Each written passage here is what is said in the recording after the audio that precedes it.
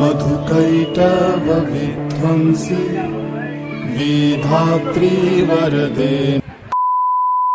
Good morning সবাইকে। তো আজ থেকে আমাদের মামের ব্লগ শুরু হলো। এবার থেকে কন্টিনিউ ব্লগ দেবো। আজকে আমরা রেডি হয়ে গেছি, একটা জায়গায় যাবো। ব্লগটা দেখতে থাকো।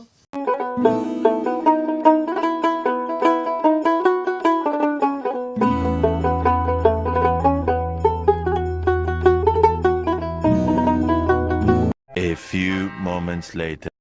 তো আমরা পৌঁছে গেছি বর্ধমান সর্বমঙ্গলা বাড়ি। এটা আমার ফার্স্ট টাইম আসা হলো। তোমরা কে কে এসেছো অবশ্যই কমেন্টে জানিও। এখন আমরা পুজো দেবো, সব কিছু তোমাদের দেখাবো।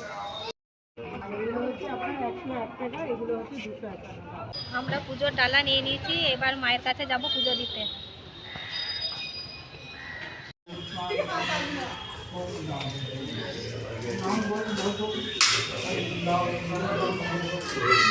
তো আমাদের পুজো দেওয়া হয়ে গেছে, আমরা এখানে বসে আছি মায়ের চত্বরে। আর তুই কে?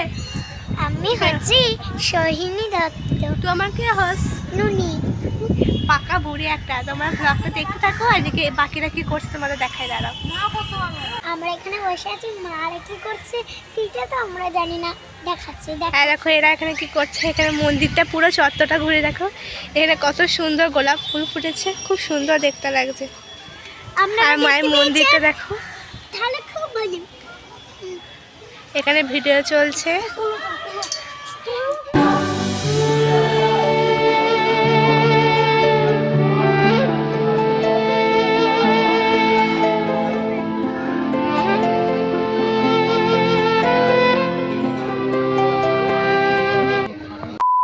কি করছিল উনি?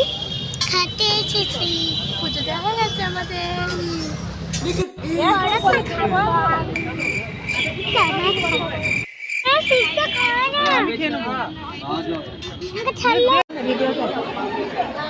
বর্ধমান সর্বমঙ্গলা বাড়ি। এখানে মা নাকি মহিষমর্দিনী নামে পূজিত হন। এটা প্রায় 300 বছর আগেকার পুরনো। তো মাকে ভোগ নিবেদন করার পর এখানে সবাই ভোগ খেতে বসে পড়েছে। এখানে আমিও বসে পড়েছি ভোগ খেতে। কথাই আছে মা নাকি না টানালে কোনোদিনই যাওয়া সম্ভব নয়। আমাদের কবে থেকে যাওয়া হবে হচ্ছিলো, কিন্তু হচ্ছিল না। তো ফাইনালি আমরা চলে গেছিলাম, ভালোভাবে পুজো দিয়েছি। এবার আমরা খেতে বসে পড়েছি।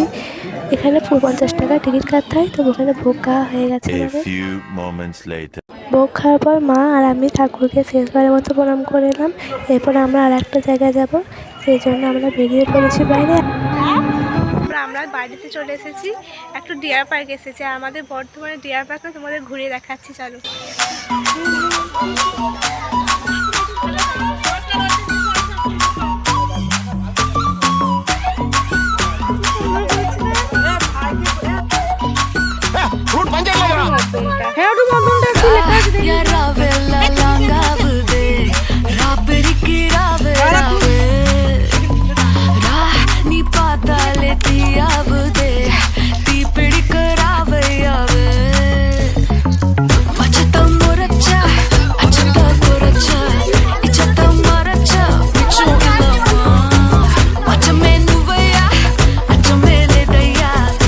তো ভিডিও চলাকালীন তোমাদের কাছে সরি চেয়ে নিচ্ছি, কারণ আমাদের ফোনে চার্জ শেষ হয়ে গেছিলো। ফোন সুইচ অফ হয়ে গেছিলো, তাই ভিডিও কন্টিনিউ করতে পারি।